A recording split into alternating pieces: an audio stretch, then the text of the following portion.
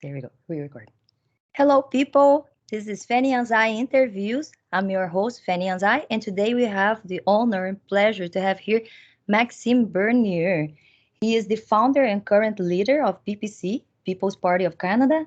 Maxime, as known as Mad Max, is a businessman, lawyer, and politician. He served as a cabinet minister of Prime Minister Harper and as member of the Parliament for Beauce from 2006 to 2019, and he's here today to talk to me about the principles followed by the party and its members, as well about practical applications of policies he would adopt as leader of the country in the parliament.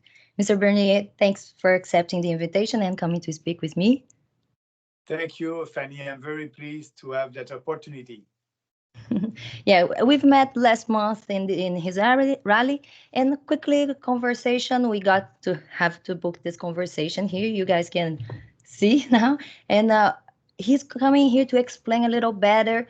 We're going to circle back to one of my questions there, that is to talk about the difference and similarities that Libertarian Party, the Libertarian Party, and the People's Party of Canada could have, and somehow even try to pledge a little bit of the libertarian support for the People's Party of Canada. So thank you. Please let us know what are these similarities or difference that there are between Libertarian Party and the PPC. Yes, thank you for asking, Fanny. First of all, people must know that we created the People's Party of Canada because we want to put the people first and our country first. We believe in a sovereign country. We believe also in people. We have faith that you have the ability, the dignity, and the right to make your own decisions and determine your own destiny. So that being said, we founded our party based on four principles: individual freedom, personal responsibility, respect, and fairness. And for answering your question about the Libertarian Party of Canada, if you are a libertarian, a strong, hardcore libertarian, usually you will believe for the legalization of all drugs. And for us, that's not the case. We won't change anything concerning drugs. It's not part of our platform. So we won't legalize all the other drugs on the market. That's a huge difference. And if you are also a hardcore libertarian, you believe in open borders. So you believe that everybody can come to your country, and that must be the same for other countries. Everybody must be able to go to other countries. For us, we don't believe in open borders. We don't believe in mass immigration. We believe in sustainable immigration. That's why, we want to have more immigrants that will come here, that will be skilled immigrants. And we want to have a maximum of 150,000 immigrants a year, and not the mass immigration number, the 400,000 a year that the Trudeau government will have this year. For us, that means the population of New Brunswick every 2 years. So it's mass immigration, and actually in the 400,000 a year, the majority of them, 75% of them, are refugees and people coming under the reunification of family. We want fewer immigrants, like I said, but we want the majority of them, 75% of them, to be skilled immigrants, because our immigration policy must fulfill our economic needs. And that's the most important for us. So that's another strong difference between libertarian and us. But also on the economy, if you look at our economic platform, we believe in free trade, we believe in free markets, and we believe in people. We don't want the government to tell you what to do. We believe in fewer and less regulations. So our economic platform is more like a libertarian platform, because we don't think that the government is the solution. The government is the problem. So if I can express my way like that, that'll be the answer of your question. Thank you so much. And yeah, it would be right to say that the Libertarian Party would be the anarchists and the PPC would be minarchists. So you guys are still on that step towards a smaller government. Yeah, we are not anarchists. We believe in a government. The government must be there to protect our rights. That's the first role of a government. Right now, the provincial governments and the federal government are not doing that. They are not protecting our rights. They are violating our rights. I'm thinking about the COVID-19 draconian measures that they impose on us, lockdowns, a curfew, stay-at-home policy, and maybe a vaccine passport. All of that is not in line with our Charter of Rights. It is unconstitutional. So that's why we are the only federal national political party at the federal level that is fighting against these draconian lockdowns. And I believe that the population will have a clear choice when the election will come. All the other political parties, Libertarian, Conservative, NDP, Bloc Québécois, Maverick Party, the Liberals, are all for more lockdowns, curfews, and we are not. So that's a huge difference. If you believe like us that we must fight to preserve our identity, our freedom in this country, you must always, I hope, support the People's Party of Canada because that's our core proposal, freedom and fighting for our freedoms. I believe so. And it's interesting because you brought up the COVID and it's something we would bring in the end, but we have short time. So let's try to bring this up right now, just because I'm a physician that pretty much cannot work amid regulations, as you mentioned, in Canada, that makes so difficult for us to get our license here when we are passing through a period where we're supposed to need more doctors. And there is all this pressure of the big corporation and mainstream media to push one narrative, just like it happens with climate change and many other of globalist agendas. Uh, and we have amount of a population that is skeptical for really good reasons, and it's being shadow banned, it's being cast aside, is the wrong, is the anti-vaxxers or science deniers. And you even mentioned that on your speech at the rally. And this is something you also bring. It's this thing that brings all the libertarians, independent of which party we support, is the individual freedom, is the freedom to make your choice, to even take the risk. And you have gone through the situation of being arrested for standing a civil disobedience, of not support, not following those authoritarian measures, when there is nothing in the law or constitution or even the Bill of Rights that would really support that philosophically, for the state to harm the individual with the excuse to prevent him from taking risks. Absolutely.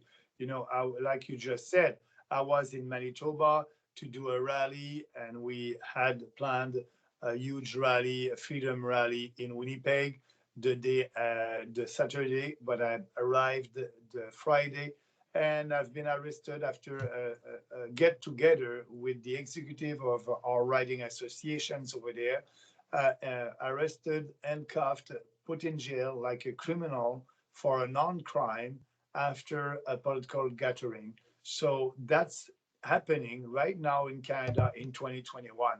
And, that's, you said it was a political repression, but they are doing that in Russia and in China, not in Canada. But now that's what is happening here. So when I'm saying that our freedoms are under attack, that's the reality. And more people, I believe, will come on our side and realize that actually we gained a little bit of our freedom this summer, but next fall it will come again, lockdowns and maybe a vaccine passport. I'm against a vaccine passport. I'm for the free choice with the informed consent. If you want to have the vaccine, go for it. Good for you. If you don't want, it's your choice.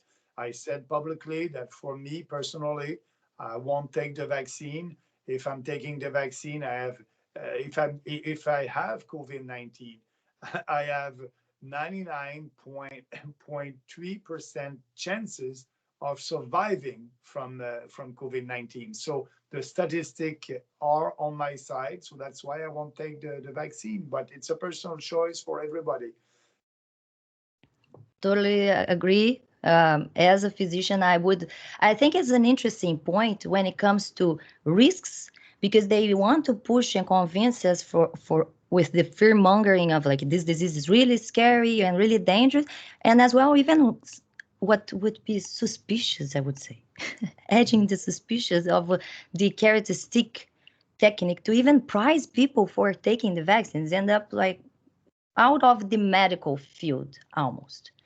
And in that sense, would that be better if the doctors would take the risk of prescribing the vaccines to patients, and the companies that make vaccines be able to be held accountable whenever bad things, but they took all those risks out of the equation, but they still push you to go take the risk of taking a vaccine, but no, they will harm you to not take the risk to take the disease. So I think that is what comes to an interesting scenario that we experiencing today, and a lot of people want to just call each other's names.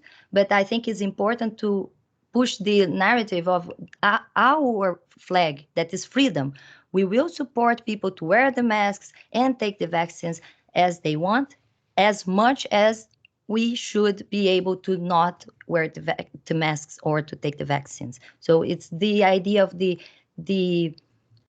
non-hypocritical support of freedom, because a lot of people want to, oh, yeah, freedom for me and the people that agree with me, but not really for their neighbors that would choose to do different from them. And here we are really supporting that freedom without take your risks. Yeah, you're not doing anything that will harm or cause damage to people's bodies and properties. It's fine. We will support your personal choices. And in that sense, what is the next question would be from the government level up down would be that this idea of between equality, justice, and fairness, because you mentioned that fairness is one of the principles of the party, and of course we have a lot of semantics involving these discussions today. So could you actually explain a little bit, because some people that might see justice versus fairness in another way could think that you guys are trying to achieve something that doesn't exist. What we can read in anarchist books, life is not fair. So what is the fairness in the case of the PPC? Yeah, before answering your question, I just want to go back to what I said about my risk or personal risk on COVID-19 is very low. That's why I'm not taking the vaccine. I don't know if I said 99.3%. That's my survival, sorry, risk. 99.3%. That's important. So yes, fear was an important factor in all the discussion on COVID-19. What I'm saying to the population, look at the statistic, be informed, take your decision, and but the most important, be sure that your government and the federal government will respect your freedom. That being said, about your question about fairness and equality, I believe in equality before the law. Everybody must be treated equal before the law. So I'll give you an example of that. The Trudeau government just implement a new program to give subsidies to entrepreneurs. The program it's only for Black entrepreneurs. So for me, it's a discrimination. If you want to have a program to give subsidies to entrepreneurs, it must be for all entrepreneurs. So we are against things like that. That's not fair. That's not the equality before the law. You created two classes of entrepreneurs, the Black one and the non-Black one. So it's a kind of a racial politics. We don't do that. We won't do racial politics and identity politics. So, so that's an example of fairness and equality before the law. The other thing about fairness, that's the action of the government that must be fair for everybody. And some people can say, uh, They believe in equality of outcome. So what that means is, in the end of the process, everybody must be equal. It's not the same. I believe in equality of opportunity. And yes, maybe you have different talents and you can have different outcome. But if you want equality of outcome, that means you want to have a socialist country, a communist country, and that does not work. So when I'm speaking about equality, I'm speaking about equality before the law, and when I'm saying everybody is equal, everybody must be equal before the law. But the we must not try to have equal outcome. So that's a big difference, and that's why the most important of our principles is freedom, but individual freedom. And that's why I want a smaller government in Ottawa that will believe in people, and not. I don't believe that the government is the solution to all our challenges in our society. The government is the problem, and we had an example during the COVID-19 crisis. The government is not respecting our own constitution. So I hope I was clear about that. Yeah, would be that I'll wrap up with this because I think it brings back all those ideas together. Would be that the welfare, not as part of the government, one of the biggest problems, because it would be that the incentive to bring people and then make the government at the same time try to create the borders to stop. So if we can reduce or completely destroy what we call the welfare, would the state be more inclined to be open? Yeah, but are you speaking about the welfare system in this country? Yeah, because that it would be what attracts people to some type of socialist countries. Just like in Brazil, they give quotas for Black people in university, so they don't need to score the same amount to go. What you mentioned about the identity politics benefits that they start treating the population not equally as we want, and that or to attract more poor people from other countries to be uh, uh, there to get the benefits from the government as bolsas or quotes or money, specifically like monthly, Yeah, as you but mentioned, the COVID yeah, incentives. yeah. So first, just on immigration, yes, we want to have, like I said, more than 70% of our immigrants must be skilled immigrants that are coming here and they have a job, because for them it would be easier to participate in our society. And but at the same time, we want to be sure to help real refugees that are waiting in a camp somewhere where their life is in danger, not the people who are crossing the border illegally in Quebec and they're coming from the state of New York. I don't believe that your life is in danger when you're coming from the state of New York, so you're not a real refugee. So, but the politicians right now, the establishment politicians, are doing that identity politics. They try to have a program for you as a Black Canadian, or for you as a Chinese Canadian, or for you as an Hindu Canadian. For me, I don't speak like that. You are a Canadian, and that's it. You came here, you share our values, you participate in our society. Yes, you can be in a different ethnicity, but I don't want to speak about that. For me, I'm looking at you as a Canadian who share our values, and so that's why if you have a smaller government in Ottawa, you have the government that will do what the fundamental role of a government: security, also being sure that our freedom will be preserved, and I don't want the government to violate our freedoms like they're doing right now.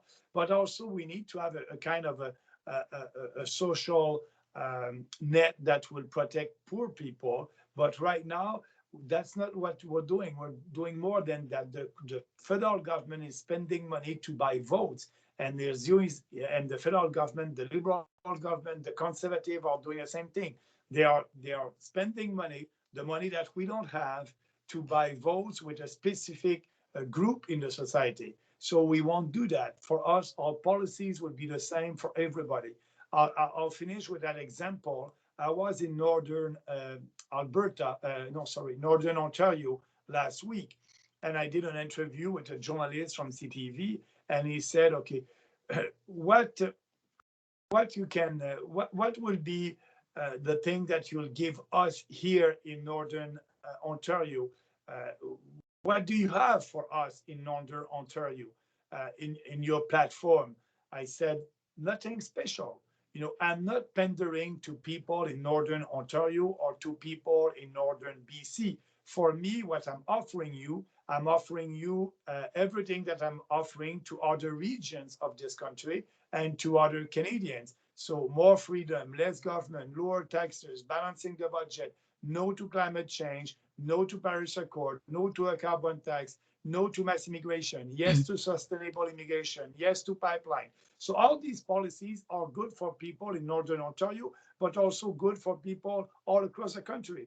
So you see that the questions for the journalists was, what are you going to give me to have my support? And Everybody's partisan. yeah.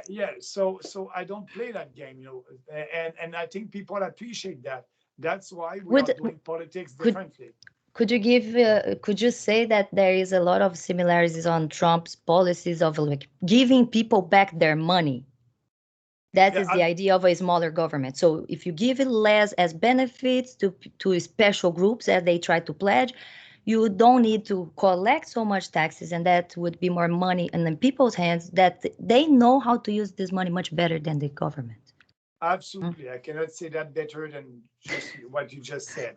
Uh, lower taxes, give Canadians back their money, and like that you won't spend to promote PEP project from a special interest group, and people know better what to do with their money. Absolutely, and they're the one who creates economic growth. So that's our position. And like Trump in US wanted to put the US first and make American great. And for us, we will put our country first. So that means that we are saying no to the UN. The UN is a dysfunctional organization. We are saying no to globalism and all the globalists.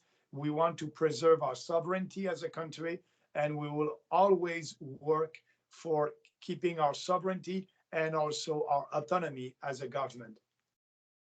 Thank you so much for coming, and people go check the platform at their website. What I will leave all the links down below.